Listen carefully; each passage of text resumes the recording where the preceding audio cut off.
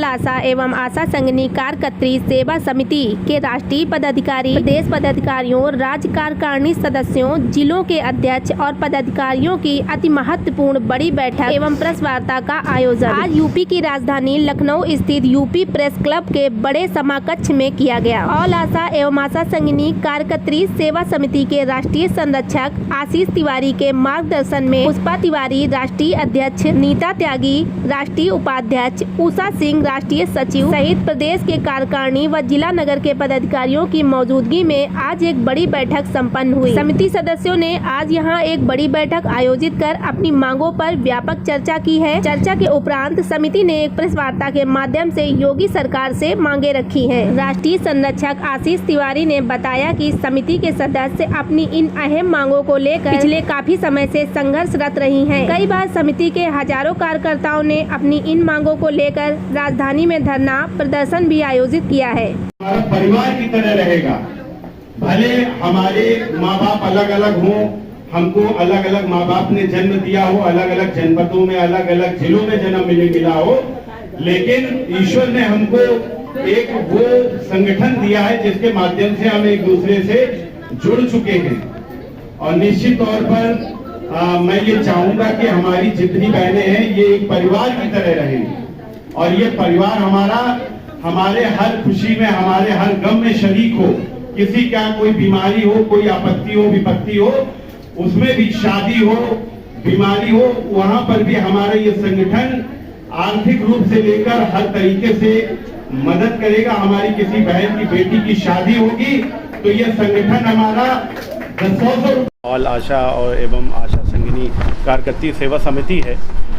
इसके माध्यम से जो हमारी आशा और आशा संघनी हैं उनकी जो भी मांगे हैं वो हम सरकार से कहने की बात कर रहे हैं। और निश्चित तौर पर जो मांगे हैं हमारी वो बड़ी ही मार्मिक मांगे हैं, क्योंकि जिस तरीके से केंद्र और राज्य सरकार दोनों मिलकर आशाओं को सिर्फ 3,500 रुपये देने का काम करते हैं, ये कहीं ना कहीं एक अन्यायपूर्ण भी दिखता है, क्योंकि जो मिनिमम वेजेस है उससे भी कम इन आशा बहनों को हमारे मिलता है।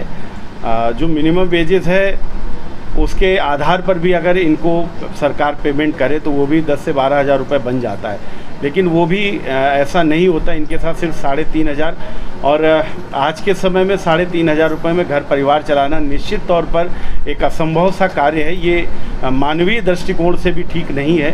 तो हम सरकार के खिलाफ़ कोई धरना प्रदर्शन नहीं कर रहे हैं। हमारी ये सरकार से बड़ी शांतिपूर्वक मांग है, क्योंकि हम इस बात से आश्वस्त हैं कि जो पिछली सरकारें रही हैं उनसे कहीं ना कहीं ये सरकार जो है वो संवेदनशील है। और इस सरकार के माध्यम से हम ये चाहते हैं कि ये सरकार चूँकि सबके लिए अच्छा काम करती है तो हमारी जो आशा बहनें हैं उनके लिए भी अच्छा काम हो। तो इसके लिए ये हमने आज यहाँ पर एक प्रेस कॉन्फ्रेंस आयोजित करी है। और मैं आशीष तिवारी इस संगठन का, इस समिति का मैं राष्ट्रीय संरक्षक हूँ। और इसके मांगों के बारे में जो हमारी राष्ट्रीय अध्यक्षा हैं श्रीमती पुष्पा तिवारी जी, वो अब आपको बताएंगी। मैं पुष्पा तिवारी राष्ट्रीय अध्यक्ष, और मैं अपनी बात सरकार से कहना चाह रही हूँ कि आज मुझे 18 साल 2005 की नियुक्ति है। 18 साल से मैं वर्क कर रही हूँ, लेकिन सरकार जो पहले मानदेय दे रही थी वही मानदेय आज भी दे रही है। ये तो सबसे बड़ी अन्याय है। और इसके बाद जिस पर हमारा कार्य, जिस पर हमारी नियुक्ति हुई, हमारी कोई भी मानदेय नहीं है, हमारी प्रोत्साहन राशि है। हम जो कार्य करेंगे उसी पे मुझे प्रोत्साहन राशि दी जाती है। और प्रोत्साहन राशि जो 2005 में थी वही आज भी है। और सरकार जिस पर हमारी नियुक्ति की थी उसको छोड़कर और ढेर सारे कार्य करवा रहे हैं, जिससे कि हमारा कार्य दिन 2400 घंटा माने 7x24 2400 घंटा कार्य चल रहा है। और इसके बाद भी सरकार को दया नहीं आ रही है। कहती है सरकार की आशाएं रीढ़ की हड्डी हैं। आशाएं जो कार्य कर रही हैं वो ऊंचे लेवल तक कार्य कर रही हैं। सरकार सराहना कर रही है, प्रधानमंत्री जी सराहना कर रहे हैं, हमारे अधिकारी कर रहे हैं, लेकिन सराहना करने से पेट थोड़ी भर रहा है। आज स्थिति ये बहनें, बहुत सारी बहनें जो हैं इसी आशाओं के पैसे पे आधारित है। चूँकि कार्य वो आशाओं को कर रही हैं तो दूसरा कार्य कैसे करेंगी? उनको इतना सारा कार्य दे दिया गया है कि वो दूसरा कार्य कर भी नहीं सकती हैं, जिससे उनके बच्चे कुपोषित भी हो रहे हैं। उनके परिवार में उनका देख रेख करने वाला नहीं है। जो अधिकारी हमारे बैठकर हमारे कार्य के प्रभाव से ही हम जो कार्य करते हैं उनका ही पैसा आशाओं के द्वारा ही उनकी कमाई होती है, वो अधिकारी भी हमें शोषण कर रहे हैं।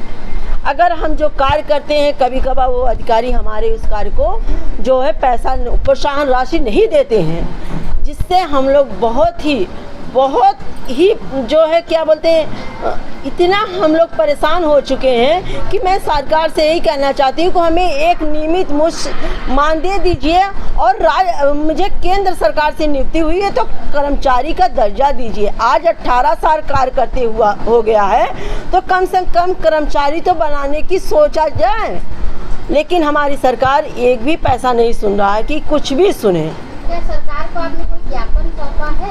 बराबर ज्ञापन दिया जा रहा है, बराबर एक ज्ञापन नहीं हजारों ज्ञापन दिया है। आपको उत्तर आया? कोई भी उत्तर नहीं आया है, एक भी उत्तर नहीं। पता चलता है कि सरकार के पास भेजा गया है लेकिन उसका उत्तर नहीं आया हुआ है। हमारी मांगे, अगर मेरी मांगे पूरी नहीं हो रही है तो हम आगे चल के बहुत बड़ा, चूँकि इस वक्त मांगते मांगते सरकार से थक गए हैं, सरकार की बड़ाई सुनते सुनते हम सरकार से थक गए हैं, तो हम बहुत भारी आंदोलन करेंगे।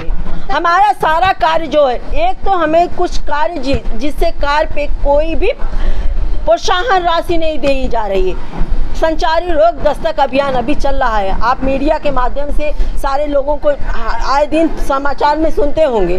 हम उस कार्य को कर रहे हैं, हमारी संगनी उस कार्य को कर रही हैं, लेकिन उनको एक भी उस पर प्रोत्साहन राशि नहीं है। एक माह में 200 रुपया दिया जा रहा है।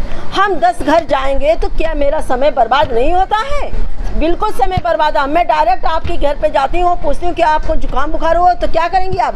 मार के भगा देंगी।